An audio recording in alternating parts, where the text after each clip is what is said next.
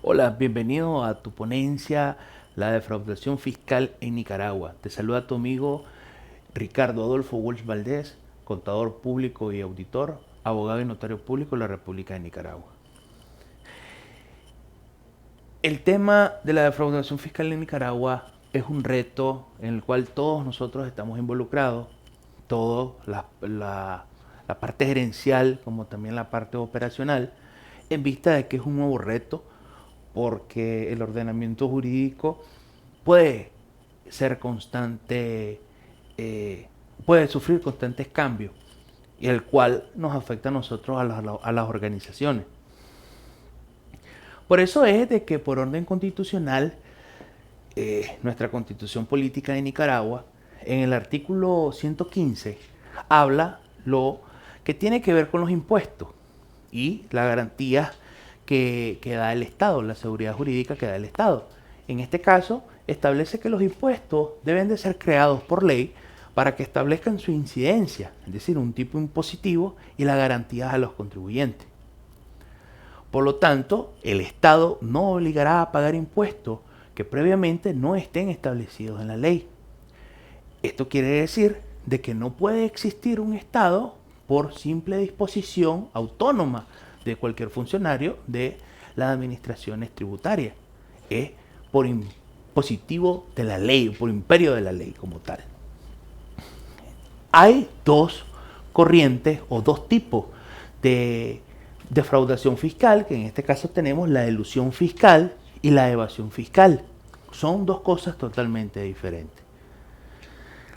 La elusión fiscal es la interpretación de la ley fiscal para evitar o disminuir pagos correctos de impuestos. En esta parte nos corresponde a nosotros los contadores a no estar interpretando la ley fiscal a nuestro antojo. Es decir, nosotros tenemos que cumplir lo que ya está previamente establecido en el ordenamiento jurídico. A la vez, también se debe, el cometer la elusión fiscal es aprovechar la debilidad del sistema nacional fiscal en la disminución de ley para disminuir la carga fiscal. Es decir, aprovecharte cualquier debilidad que tenga el administrador de renta o la administración de renta para evitar pagar o disminuir impuestos. Eso se califica como una elusión fiscal. La ley de concentración tributaria, la ley 822 y su reforma, establece cuáles son esos gastos o esos ingresos que son gravables. O en todo caso, que la Dirección General de Ingresos te considera o te permite o te autoriza que te puedas deducir o descontar. Por lo tanto, no hay forma de cómo interpretar a criterio personal para el efecto de disminuir la carga fiscal. Por otra parte, tenemos lo que es la evasión fiscal. Evasión fiscal sí es un acto, un comportamiento que está catalogado como ilegal, con el fin de evitar de manera fraudulenta cumplir con las obligaciones tributarias. Y que este punto, pues, hay que destacar de que la mayoría de las personas consideran o califican a la profesión contable como el especialista para disminuir los pagos de impuestos. Recordemos que contabilidad solamente se basa en el registro de los hechos económicos que acontecieron en una determinada fecha. Por lo tanto, el contador no es especialista para defraudación fiscal. El contador es un profesional, igual que el profesional del derecho, que te permite o te guía cuáles son las coordenadas correctas para, ya sea en el caso de nosotros los abogados, para adquirir ese derecho, o en el caso de los contadores, pues para el registro correcto de las operaciones. La práctica universal de la profesión contable, en este caso, no aplica la comisión del delito de una defraudación fiscal. Es como el abogado. El abogado no es que te va a inventar escrituras o instrumentos públicos de que vos sos el dueño de X propiedad, obviando los previos requisitos de ley. Entonces hay que quitar ese concepto errado de que el profesional contable es el que te va a ayudar a disminuir el pago de impuestos. También en la evasión fiscal habla sobre evitar el pago total de los impuestos. Entonces, de esta manera tenemos estos dos tipos de defraudación fiscal que a la vez le puede ocasionar perjuicio económico a las instituciones, ya sea que el contador o el mismo abogado esté asesorando. Porque si la Dirección General de Ingresos realiza las auditorías correspondientes, se va a determinar de que dicha empresa ha cometido defraudación fiscal. Y las defraudaciones fiscales son sujetas a multas, son sujetas incluso hasta una acusación por la vía penal, porque es un perjuicio al Estado de Nicaragua. La defraudación fiscal es un perjuicio al Estado de Nicaragua. Y vamos a lo que nos dice el Código Tributario. El Código Tributario, en el artículo 140, especifica lo que es un delito tributario. No podemos nosotros interpretar más de lo que ya está escrito.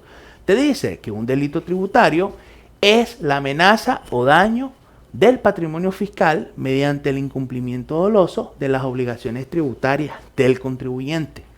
Óigase bien, es la amenaza o daño al patrimonio fiscal. ¿Y mediante qué? Mediante el incumplimiento de las obligaciones tributarias. Con la clara intención dolosa, es decir, ya lo estás predimitando, del sujeto y cuya responsabilidad podía ser determinada de conformidad a lo establecido en la legislación penal vigente. Y ahí tenemos la imagen de no más defraudación fiscal. No podemos estar haciendo defraudaciones fiscales.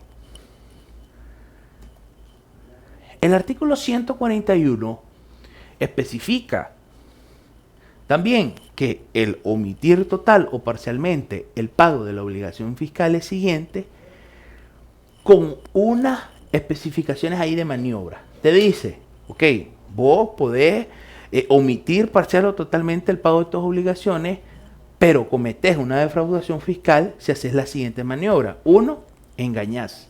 Es decir, ocultar información, llevamos dobles contabilidades, llevamos doble registro, decimos que llevamos dobles estados financieros, establecemos o decimos de que nuestra empresa es muy rentable cuando realmente no lo es. Aprovechamos el error ajeno también, abusamos de la confianza y también hacemos simulaciones de actos jurídicos. Y ahí entramos nosotros los abogados en el juego de Grandes Ligas.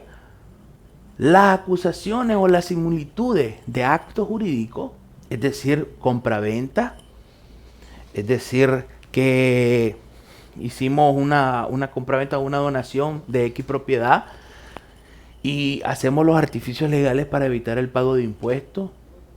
Hicimos que le vendimos la empresa a otra persona. Simulamos actos jurídicos cuando realmente no ha sucedido así. Contratamos personales de manera ficticia para evitar el pago de impuestos, porque recordemos que si nosotros contratamos o hacemos pago de servicios profesionales, de esa manera disminuimos los gastos operativos y obviamente al disminuir o aumentar esos gastos, te disminuye la utilidad la cual es sujeta a un pago de impuestos. Simulás ese contrato laboral, que es un acto jurídico, para un beneficio o para hacer las maniobras de defraudación fiscal. También suministrar a la autoridad fiscal una información incompleta o una información falsa. O tenés conducta o actos que ocultan la verdad del negocio. Todas estas son maniobras, ¿ya?, que son sujetas o están especificados en el artículo 141 como defraudación fiscal, que ninguna empresa lo debe de realizar. Siguiendo el mismo artículo 141, habla sobre el ocultamiento total o parcial de bienes o servicios, de la producción o del monto de la venta. Es decir, ocultamos venta o simulamos una venta que nunca existió también. Los contratos ahí también forma parte de los actos jurídicos cuando nosotros realizamos venta a futuro, ¿ya? O gasto, un contrato de arrendamiento ficticio cuando la casa es propia. Y así sucesivamente son esos mecanismos. En este caso también vamos a ocultar ventas, porque a la medida de que yo tenga ingresos, yo tengo que pagar, yo tengo una carga fiscal que aportar. También tenemos la omisión dolosa o fraudulenta de las declaraciones que por omisión o disminución de bienes o ingresos. Es decir, te equivocaste eh, no intencionalmente, sino que dolosamente para evitar tu pago de impuestos.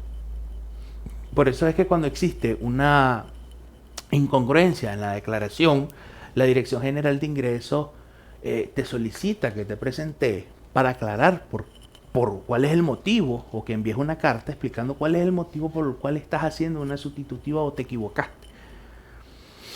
También tenemos la no expedición de facturas por las ventas, por los recibos por los servicios prestados por profesionales, nos incluimos nosotros los contadores y los abogados y notarios públicos, o de documentos en los que se debe acreditarse el pago de un impuesto mediante la fijación de un timbre o sello fiscal. Ojo, abogados que elaboren instrumentos públicos, que saben que tienen que establecer carga fiscal, es decir, un timbre fiscal, y nosotros por omisión o porque queremos ayudarle al cliente, omitimos esa parte. Tenemos que establecer nosotros el impuesto fiscal, es decir, tenemos que decirle a nuestros clientes, mira, esto tiene una carga fiscal, que es un timbre fiscal, tenés que ponérselo, tenés que ponerlo.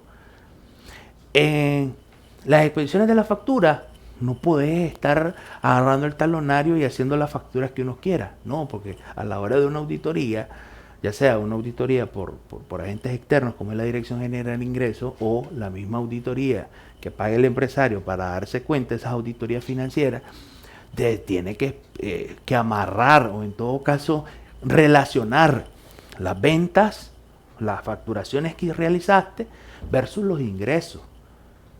Esa es la concordancia, esas son las auditorías que uno va realizando. Y de igual manera la Dirección General de Ingresos lo establece. También tenemos los recibos. Hombre, si uno recibe, pues ese es el concepto de un recibo. ¿Qué recibiste? Incluso hasta las donaciones tenés que establecerle un recibo. O sea, recibimos de fulanito de tal. Ahora establece que en las partes de las donaciones debes de tener un detalle. Recibimos de fulanito de tal la cantidad de $100 en concepto de donaciones. Ya estás identificando tus ingresos. Que ese es el fin o el objetivo, en todo caso, de la Dirección General de Ingresos, de que expreses, ordenes. Por lo tanto, recomendación, todas las empresas deben de tener un orden, y esto es parte de las ponencias que he venido realizando sobre el control interno. Esto es consecuencia de controles internos. La Dirección General de Ingresos establece los parámetros. Ya tenés un manual. Lo que tenés que hacer es adaptarlo a tu realidad como empresa. Y es ahí donde construimos los manuales de control interno. Que de igual manera la Dirección General de Ingresos te inspecciona y te dice, como requerimiento de auditoría, por favor muéstreme los manuales de procedimiento o los manuales de control interno. Porque quiere entender el entorno donde está auditando, incluso la empresa donde se está desarrollando, para así él analizar esos ingresos y establecer o revisar si realmente estás cumpliendo con lo establecido con la ley o la legislación fiscal. Incluso hay aquí un apartado donde dice que los servicios prestados por profesionales, es decir, médicos, abogados, contadores, auditores, que prestamos algún servicio, tenemos que elaborar recibos de caja. Esto significa obligatoriamente que el profesional se tiene que inscribir a la Dirección General de Ingresos. El artículo 141, siguiendo la misma secuencia del mismo artículo, te dice que la defraudación fiscal también es un delito.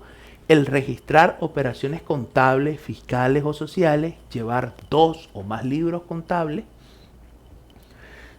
o más datos en libros auxiliares. Es decir, que lleves dos tipos de registro. Un registro, un estado financiero para los bancos, las instituciones financieras, para la Dirección General de Ingresos, y otro registro para los socios. No puedes llevar doble contabilidad o doble registro.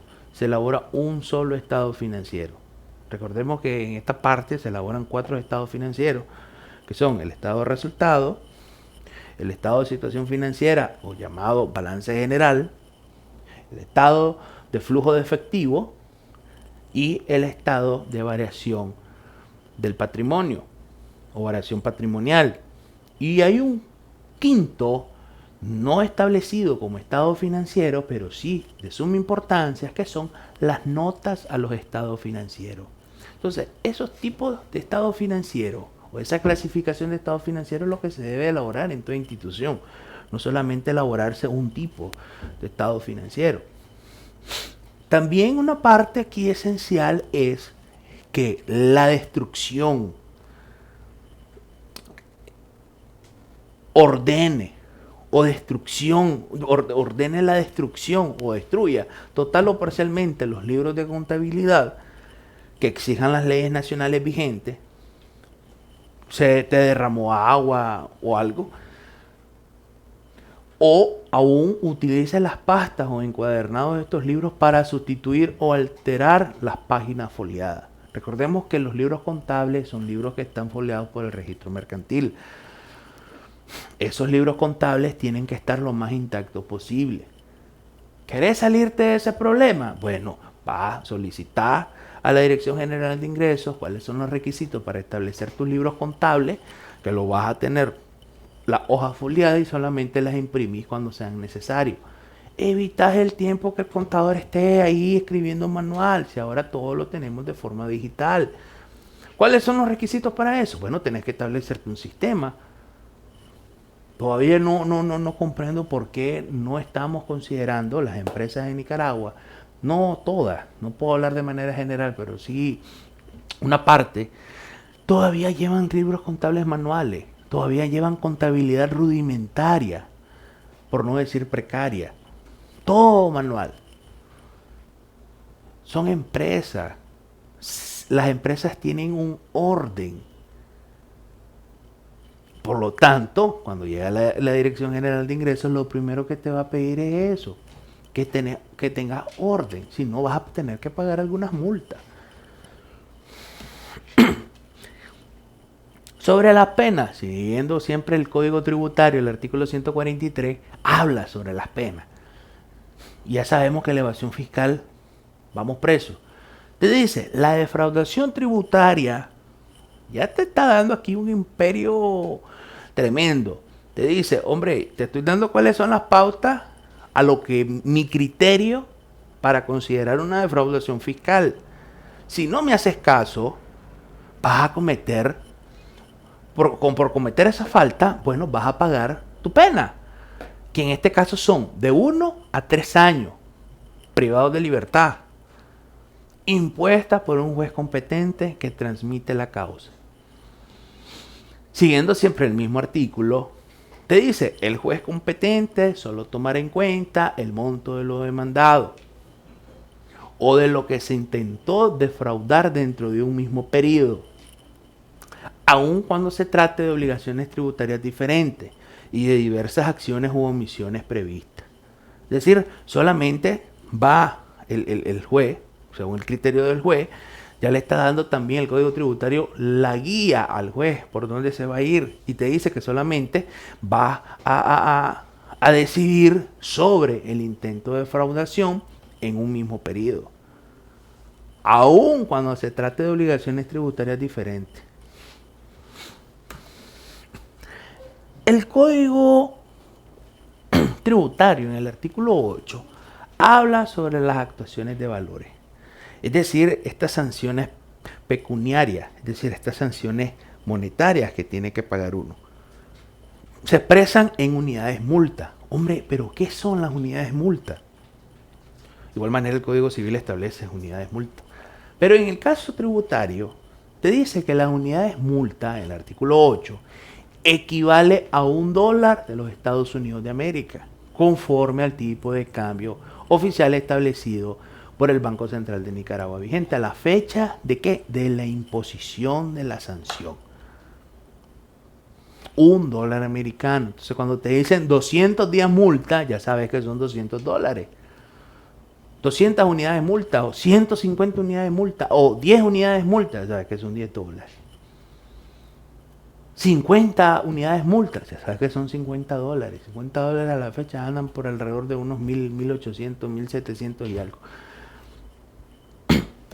Sigamos. El Código Tributario, siguiendo el mismo 143, aquí va lo más bonito. Bueno, en el artículo 8 te dice que son $1 americano la multa. La unidad es multa. Es decir, una unidad multa es igual a $1 americano. 1. Te dice que la multa pecuniaria por las penas, ¿verdad? Es de 1.000 a 3.000 unidades multa. Que en todo caso, ahí pongo abajo, aproximadamente sería $1 por 1.000 a 3.000 unidades multa. Un resultado que te va como que agarré $1 por 1.000 o 3.000 unidades multa. Entonces estás hablando de $1.000 a $3.000. Esa es la pena que tenés que pagar por cualquier defraudación fiscal. Entonces, ¿ocasiona o no ocasiona un perjuicio económico a la institución la defraudación fiscal? Sí ocasiona. ¿Se puede evitar? Sí se puede evitar. ¿Qué es lo que hay que hacer? Bueno, hay que invertir. ¿En qué vas a invertir? Bueno, en capacitaciones al personal, en capacitaciones también a los propios jefes para que se quiten ese concepto de lo que son las evasiones fiscales y el privilegio que tiene una solvencia fiscal. Lamentablemente en Nicaragua no le damos importancia a la solvencia fiscal. La solvencia fiscal es, hombre, yo soy una empresa que paga al día, soy un contribuyente que paga al día sus impuestos, soy un buen ciudadano. Esa es la cédula de identidad de las empresas, tu solvencia fiscal. El Código Penal establece en los artículos 303 sobre los delitos tributarios, que ya habla un poco de lo que es el Código Penal. La defraudación fiscal como tal te da una sanción. ¿Cuál es la sanción? De 6 meses a 3 años y una multa equivalente al doble al valor defraudado. Es decir, defraudaste 2.000 córdobas, pues vas a pagar el doble, Pipe. O intentando defraudar siempre que la cuantía sea superior a la suma de 10 salarios mínimos. Ojo, siempre que la cuantía sea de 10 salarios mínimos del sector industrial y no mayor a los 25. Entonces ahí tenemos nosotros un parámetro de lo que es el intento de defraudar. ¿Ya? Dice que siempre la cuantía sea mayor a 10 salarios mínimos. Esa es la base para estipular el monto de lo defraudado. Mayor a 10 salarios mínimos de la industria, del sector industrial. El sector industrial es mayor, el pago del salario mínimo del sector industrial un poco mayor a los otros sectores. Entonces, por esa razón se establece que el salario tiene que ser 10 veces el salario mínimo. El artículo 330 habla sobre cuáles son los criterios de la defraudación tributaria. Te dice que quien se beneficie ilegalmente de un estímulo fiscal o reintegro de impuestos. Es decir, no todo, hay diferentes tipos de leyes que están exonerando o están liberando de la carga de los impuestos. Pero aquel que vos te beneficies ilegalmente de ese estímulo fiscal que realice el Estado de Nicaragua, ya sea a la empresa privada o a cualquier otro gremio, incluso el sector turismo, cometes una defraudación fiscal. También quien omita el deber de presentar la declaración fiscal o suministra una información falsa. Eso es un criterio de defraudación fiscal. No podés estar omitiendo información falsa. Esto pasa también para aquellos abogados y notarios públicos que somos contratados para la apertura de nuevas sociedades. Y a veces nosotros vendemos nuestros servicios de que, ok, hago el instrumento o la escritura de constitución de la sociedad, la inscribo en el registro público mercantil y también te consigo o te hago la gestión para el trámite de la cédula RUC. Cuando uno va a hacer el trámite de la cédula RUC, te hacen una declaración donde tenés que llenar todos los datos. Y en la parte en medio inferior, central de la hoja, una hoja legal, te establece ahí un estado de situación financiera o un balance general. Habla de activo, habla de pasivo y habla de capital. El registro contable normal. Hombre, si tenés activo, entonces tenés que registrar bancos. ¿Contra qué? Contra la aportación del capital social. Si son 50.000 en banco, con 50.000 en patrimonio o capital social.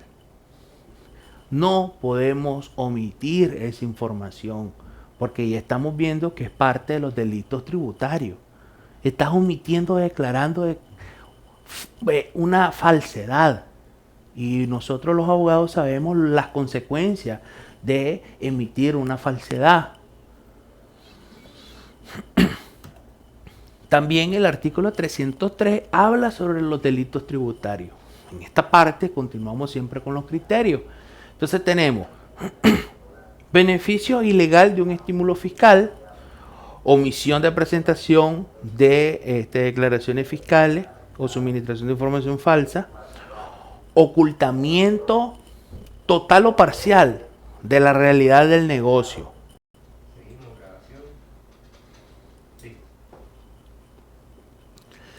Siguiendo el artículo 303 de los criterios de defraudación fiscal, establece que quien oculte total o parcialmente la realidad de su negocio, óigase bien, quien oculte total o parcialmente la realidad del negocio, hasta eso es una defraudación fiscal, muchachos.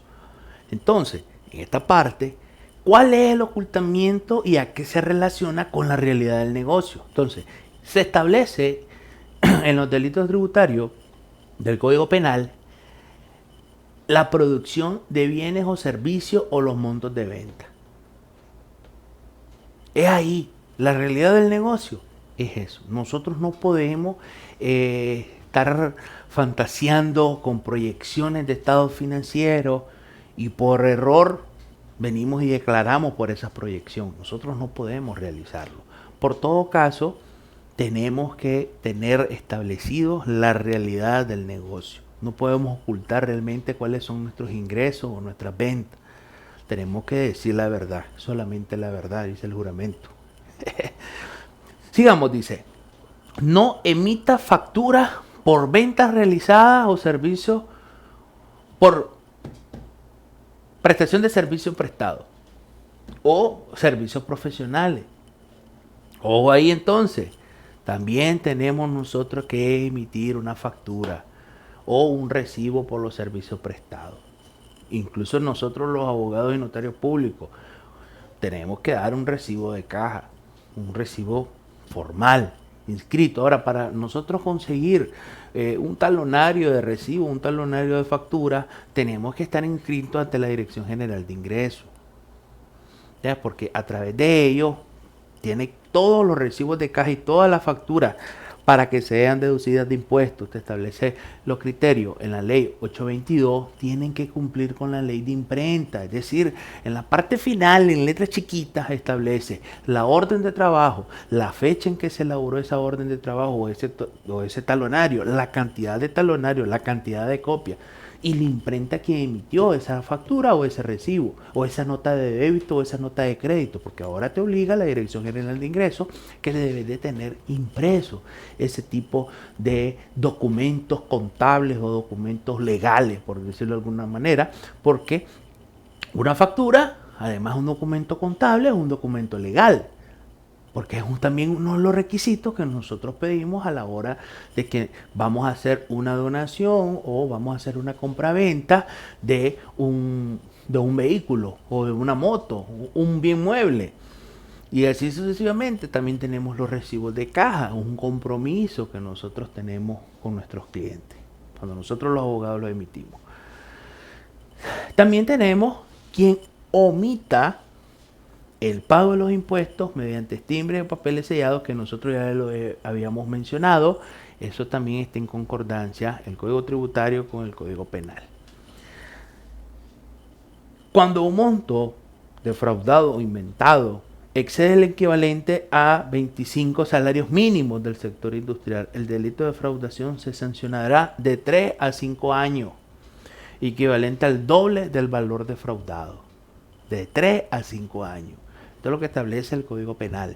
El que se puede confundir en esta presentación el Código Tributario con el Código Penal. Pero recordemos que el Código Tributario se estableció ya para los criterios de aplicación de materia tributaria, pero los delitos como tal, que eso es independiente al Código Tributario. Entonces, el Código Penal te establece las sanciones de 3 a 5 años. Es una acusación penal. Quiero que entendamos claro. ¿Qué es lo que pasa? La Dirección General de Ingresos envía a sus auditores. Vienen los auditores, elaboran la auditoría, realizan la auditoría, mejor dicho, dan una resolución o un dictamen a través de un informe de auditoría. Viene ese informe de auditoría y establece cuáles son las sanciones o los diferentes impuestos que se tienen que pagar porque se omitieron, se ocultaron, cualquier criterio. Supongamos que hay una defraudación fiscal ahí, entonces el procedimiento que hace es se lo transfieren después al Ministerio Público, y el Ministerio Público es que formule, investiga, realiza todas las diligencias correspondientes para después entrar en una acusación. Te envían una notificación donde el contribuyente recibe una notificación de uno de los juzgados penales. Entonces, todo ahí es el procedimiento, que es el criterio que establece el Código Penal. El artículo 305 habla un punto que también es importante destacarlo, sobre la apropiación de las retenciones impositivas. ¿De qué hablamos aquí? Todos los trabajadores que ganen arriba, o sea, es decir, su salario, el salario que recibe menos el pago del INSS, todo un salario neto. Ese salario neto es el que constituye a una retención en la fuente por actividad laboral o renta de trabajo. En todo caso, significa que aquel trabajador que tenga 8.333 que gane 8.333.33 Córdoba es sujeto a una retención en la fuente. Algunas empresas no declaran esa retención. Es más, ni le da la constancia de retención. Entonces el trabajador desconoce, solo le dan la colilla que te da que te emite el recursos humanos. Pero el procedimiento, las buenas prácticas contables, tributarias, legales, establece que es derecho del trabajador percibir ese documento de retención en la fuente, porque es la constancia que pagó sus impuestos. Entonces, aquí habla sobre el retenedor de impuestos autorizado por la ley. Las empresas tienen esa autorización, pero no todas, ¿ya?, de ser recaudadores del impuesto del IVA. En este caso, van a ser recaudadores del impuesto del IR. Entonces, mediante esta ley de autorización, dice: quien altere fraudulentamente o oculte, no entere el impuesto retenido, será penado por de 1 a 3 años. Entonces, si vos, empresario que estás viendo este programa, le retenés a tu trabajador y no lo reportás a la Dirección General de Ingresos, cometés un delito. Que ese delito se llama apropiación de retención impositiva.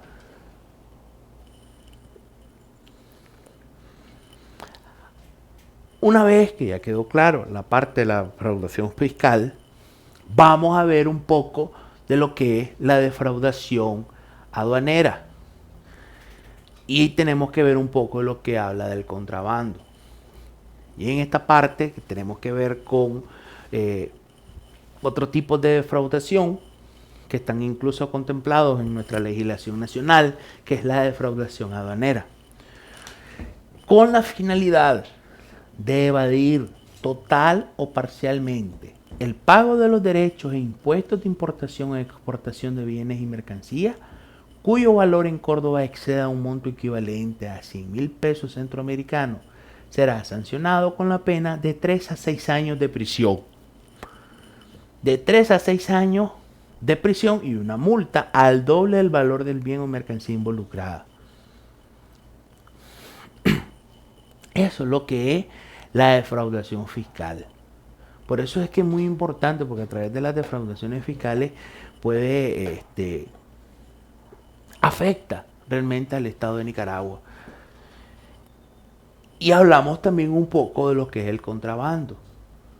Que el contrabando es la importación o exportación, la introducción, la disposición, ya, que envíen o extraigan ilegalmente del territorio nacional bienes o mercancías cuyo valor de Córdoba exceda a 1.000 pesos centroamericanos, será castigado por la pena de 4 a 8 años de prisión y equivalente al doble de los bienes y mercancías involucradas.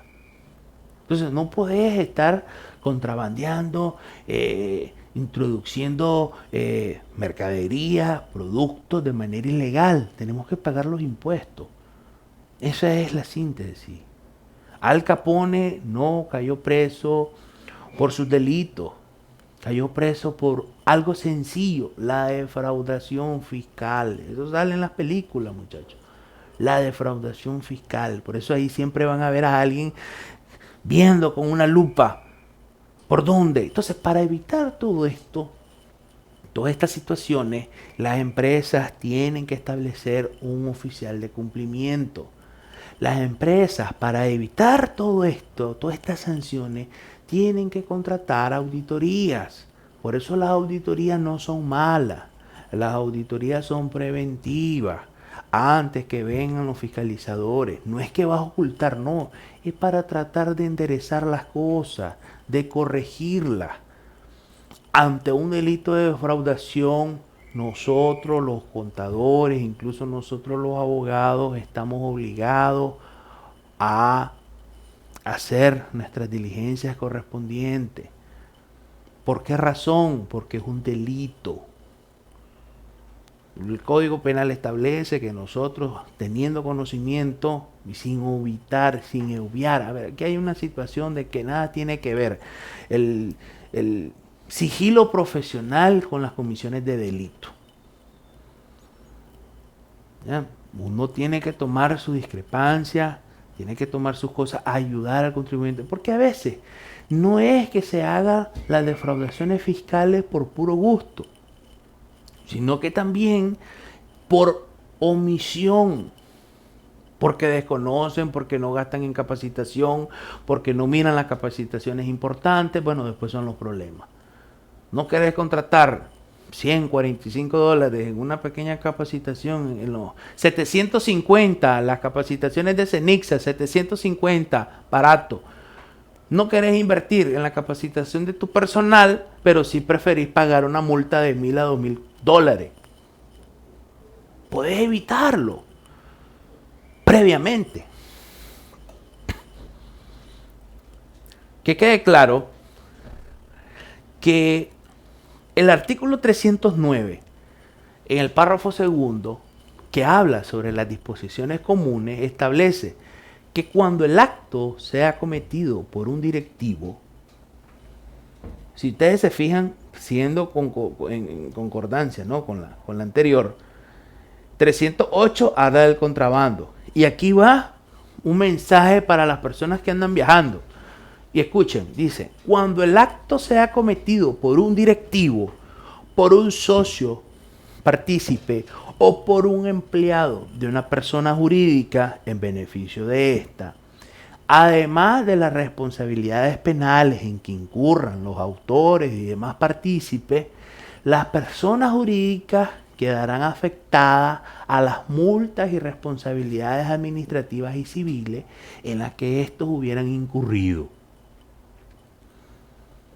En caso de reincidencia, es decir, cuando cometés defraudación aduanera y cometés algún tipo de contrabando, y si lo comete un directivo, también está sancionado. Aquí te está metiendo la área directiva, la alta gerencia o el gobierno corporativo, incluso el mismo trabajador, y te dice todavía de que si sos reincidente, la autoridad judicial te cierra y te manda de oficio a una disolución y liquidación de la sociedad. Es fuerte, es contundente las acusaciones o en todo caso el delito de la defraudación fiscal en Nicaragua. Por eso, y nosotros lo vemos como, no hay ningún problema, eso no, nunca nos va a caer la DGI, nunca nos va a venir la DGI, nunca nos va a venir la Dirección General de Aduana. No, si tiene años de no venir, estás esperando hasta que sucedan las cosas. No hay cultura de prevención. Es más, nosotros no vamos al médico de manera preventiva, solo vamos de manera correctiva. Ya cuando tenemos, pocos meses de vida. Ya cuando ya tenemos un cáncer avanzado, pero no lo vemos de manera preventiva. También hablamos sobre las infracciones contables. Y te dice, siguiendo siempre el Código Penal, será sancionado con prisión de 6 meses a 3 años y de 90 a 25 días multa el que, debiendo llevar por ley contabilidad mercantil, libros o registros tributarios para satisfacer las obligaciones con el fisco, son satisfacer, oigan esa palabrita, satisfacer. Entonces la Dirección General de Ingresos va a pedir todos los requerimientos, va a pedir todos los contratos de los trabajadores y tenemos que elaborar un buen contrato. Tenemos que elaborar un buen convenio. Y establece el artículo 310 cuáles son esas infracciones contables. Bueno, el primero, muy sonado, que ya lo conocemos, es el llevar doble registro contable o dobles libros contables. El otro es el que tenemos, que también es el registro de operaciones contables, fiscales o sociales. ¿Cuáles son esos registros de operaciones contables, fiscales y sociales? Son aquellas operaciones fraudulentas, una donación que la empresa la persona que recibe la donación, donatario, no está autorizado para adquirir esa donación. Por ejemplo, ¿cuáles son las donaciones que son permitidas? Las donaciones que tienen que estar con un recibo de caja oficial. Las asociaciones, las fundaciones, todos aquellos que permitan las donaciones, los colegios, pero tienen que elaborar un recibo de caja y tienen que estar con las constancias de cumplimiento del MIGOP, que son organizaciones sin fines de lucro. Todas esas son operaciones contables que se tienen que registrar. Ese registro necesita un soporte. A ver, empresario, ¿cómo le vas a sacar vos un cheque o le vas a sacar un pago a la señora que limpia tu casa de la empresa si no hay ningún vínculo? No hay ningún vínculo. Entonces no se puede elaborar esos tipos de registros. ¿Cómo vas a querer pagar vos un préstamo personal de tu casa que te lo pague la empresa? No podés. Recetate un salario mejor y producto de ese salario venís y pagás. Entonces son cosas que nosotros tenemos que saberlo cómo lo tienen que registrar. Y no es culpa del contador. Es que tenemos que leer un poquito más. A ver, el contador que se capacite en CENICSA Ya sabes cuáles son las defraudaciones, las pautas, los criterios de defraudación fiscal. Sabes que esa persona, hombre o mujer, te va a recomendar buenas cosas. Y no es para perjuicio del empresario como tal, sino son recomendaciones. Hombre, ¿querés pagar el salario a la señora de limpieza y que sea pagado de tu empresa? Pues contrata a la señora de limpieza de tu empresa. La señora de limpieza de tu casa, contratala desde tu empresa. No hay ningún delito por eso. ¿Querés pagar tus servicios básicos? No podés. ¿Sabes por qué no podés? Porque no está la dirección que aparece en el recibo de caja, no corresponde con la dirección de tu empresa. Entonces, son cosas que deben de tener lógica y no es producto de una defraudación, porque suele pasar. Un préstamo hipotecario, hombre, no podés, al menos que el préstamo sea adquirido por la empresa y la empresa va pagando ese préstamo. ¿Por qué no lo hacemos de esa manera? Entonces, son ahí las cosas que nosotros tenemos que ir viéndolo y tenemos que irlas analizando poco a poco. Cada operación contable tiene sus repercusiones tributarias y legales. No miremos la parte contable, ni menospreciemos la profesión contable, ni menospreciemos la profesión del abogado. El abogado correcto, conocedor de leyes, tiene que saber que no puede realizar ningún instrumento público si no se cumple con previos requisitos de ley. Requisito básico de todo abogado. ¿A quién va a emitir un testimonio? ¿A los familiares de la compareciente o al compareciente? Es al compareciente. ¿Quién te va a firmar a vos el protocolo? ¿Quién comparece ante vos como notario, como fedatario público, o la abuela o la tía?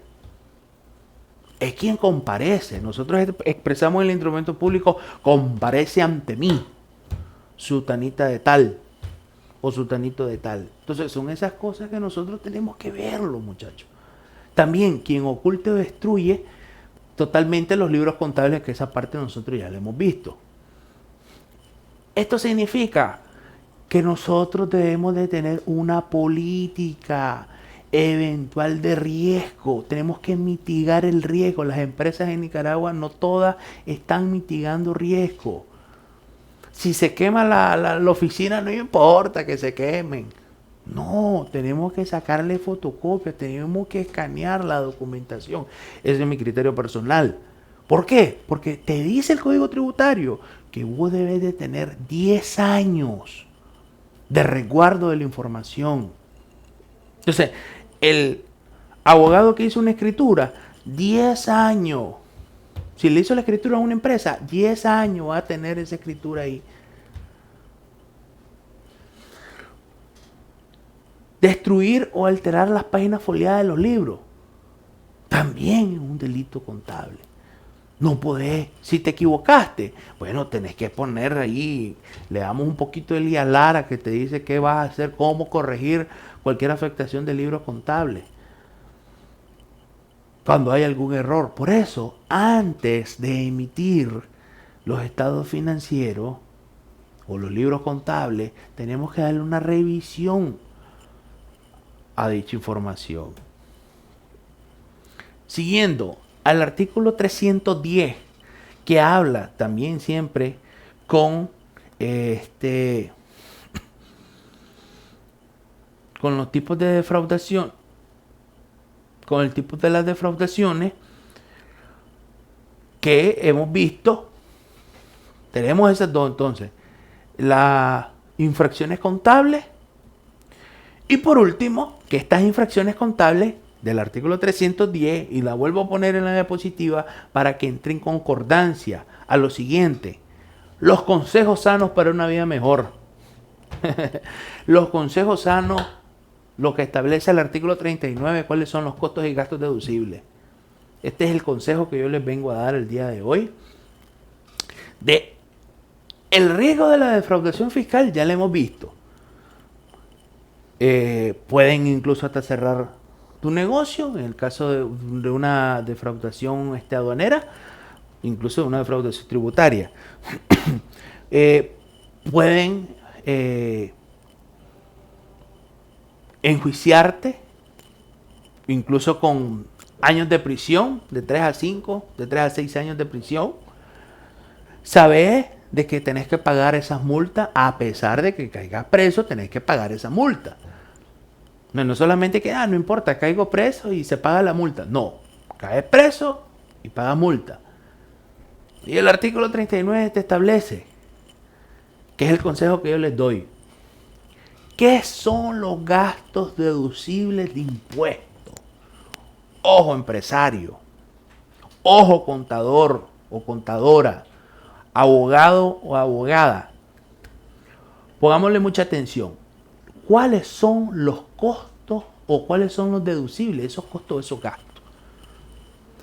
Todos aquellos costos,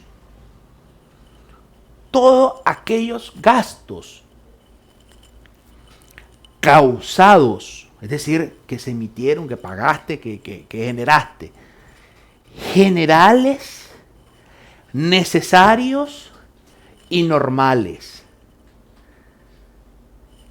3 criterios: generales, necesarios y normales. Esos son tus costos y esos son tus gastos. Gastos generales. ¿Necesitas o necesitas tener un trabajador? Sí, lo necesitas.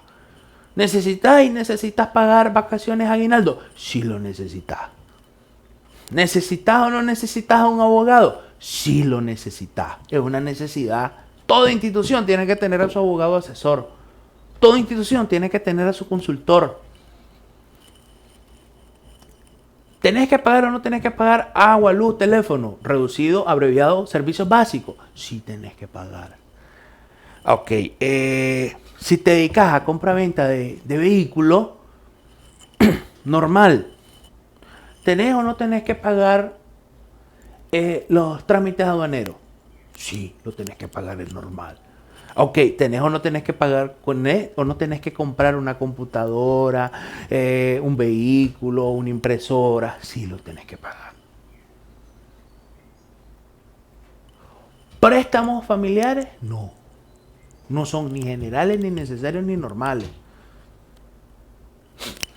¿Tarjetas de crédito? Sí, son normales y necesarios, pero tienen que ser esos gastos estrechamente ligados a la empresa. Si compraste una silla, esa silla tiene que estar dentro de la empresa. Lo que pasa, y ahora que hay bastante auge para los emprendedores, no puedes mezclar tu negocio con tu familia. Entonces, para evitar esas cosas, mantener tu negocio independiente de los aspectos familiares. Tramitate un sueldo y un salario. El más alto, $3,000 si querés pagar. ¿Y eso qué te va a permitir? Que hagas y deshagas con tu salario. Aquí no cabe el criterio de decir, es mi empresa, yo soy el que mando, yo soy el que digo, no, porque tenés que cumplir con una serie de requisitos establecidos de ley. Ya estás recibiendo esta charla gratuita donde te establezco cuáles son los tipos de las diferentes formas de defraudación fiscal en Nicaragua y cuáles son tus consecuencias. ¿Cuál es el objetivo de todo esto? Hombre, te dice la Dirección General de Ingresos, mira, vos me vas a pagar a mi impuesto por los ingresos, por compra o venta de bienes o servicios. Pero ¿sabes qué? También tenés derecho de que esos ingresos te reduzcas o te deduzcas de ese impuesto, de esa venta, gastos operativos, ¿Y para qué son esos gastos? No es que son cualquier tipo de gasto, no. Son esos gastos que te permitan generar mayor venta. Por ejemplo, las mismas empresas, sí, que hay que verlo. Ustedes sabían que en Nicaragua las empresas pueden contratar consultores para temas investigativos.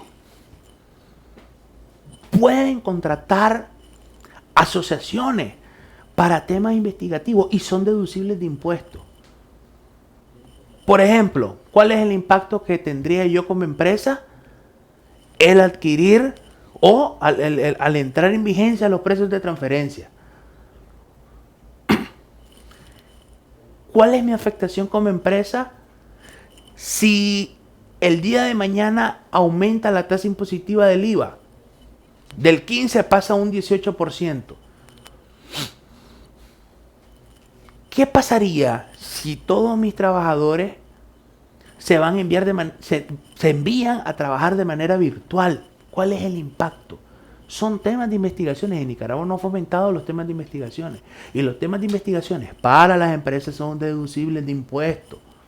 Ah, no, pero andamos inventando cantidades de gasto a la hora del pago de los impuestos. Son deducibles de impuestos. ¿Y cuál es este objetivo? Bueno, estos costos y estos gastos tienen que producir una renta gravable. ¿Para qué? Bueno, para que mantengas o conservas la existencia de tu negocio o de tu empresa. Esos son los objetivos, por lo cual es que te dicen que son deducibles. Te dice todo el artículo 39, los costos y gastos causados generales necesarios y normales para producir renta gravable. Ese es el objetivo esencial. ¿Cuál es la condición? El meollo del asunto, que estos costos y estos gastos estén registrados y respaldados por sus comprobantes correspondientes. Repito, que los costos y los gastos estén registrados, es decir, que estén en los libros contables, que estén en tu contabilidad automatizada, que esté en un sistema contable, que esté libre de error humano y respaldado. Es decir, que tengas fotocopia. ¿De qué? Contratás servicios profesionales al abogado X. Hombre, adjuntarle la fotocopia del carnet de identificación que te emite la Corte Suprema de Justicia. ¿Vas a contratar una auditoría? El carnet de presentación del Colegio de Contadores Públicos, de que sos CPA. ¿Vas a contratar a un jornalero, un jardinero? Hombre, pues la cédula de identidad, pues si es diario que le vas a pagar 2.000, 3.000 pesos mensual, pues dale 300 pesos, dale su constancia, dale solicitarle su fotocopia. ¿Qué más tenemos ahí? Registrado y respaldado comprobante correspondiente. Si tenés ventas, las ventas no las vas a inventar. ¿Qué es lo primero que sacamos las ventas? La información del cliente. Porque tenés que manejar una información, una cartera de clientes. Y de esta manera nosotros podemos mitigar cualquier omisión o error que pueda considerarse como una defraudación fiscal. De los gastos y los costos causados, tiene una generalidad que consiste en la relación de tus ventas con el gasto que estás efectuando. Entonces, por lo tanto, se considera una correlación de que el gasto que estás causando o los costos que estás causando es para generar mayores ventas. ¿Qué quiere decir esto? Hombre, si ahorita estás vendiendo estás produciendo 1.000 unidades, pero vos venís y vas a invertir en una nueva planta, en un nuevo equipo, etcétera, que te va a producir 2.000. Entonces, vos podés también deducírtelo de impuestos. Por eso es que se permite lo que son las deducciones de los gastos como tal. Ha sido un gusto. Me despido de ustedes para que la próxima vez nos volvamos a encontrar por este mismo espacio. Eh, por parte de Cenixa y mi persona le agradecemos su atención y también le damos una recomendación de que por favor compartan este link, esta clase gratuita que ha sido un gran esfuerzo por parte de Cenixa y mi persona para poderles hacer enviar o llegar este mensaje de que la defraudación fiscal es un reto para todos porque estamos en constante entrenamiento, en constante estudio.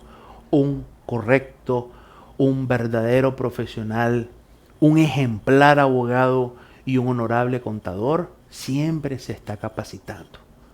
Nunca está con los mismos conocimientos, siempre está innovando, siempre está investigando, siempre está haciendo este tipo de charla. Le agradecemos de manera muy atenta. Le saluda a su amigo Ricardo Adolfo Walsh Valdés, contador público y auditor, abogado y notario público de la República de Nicaragua. Hasta la próxima.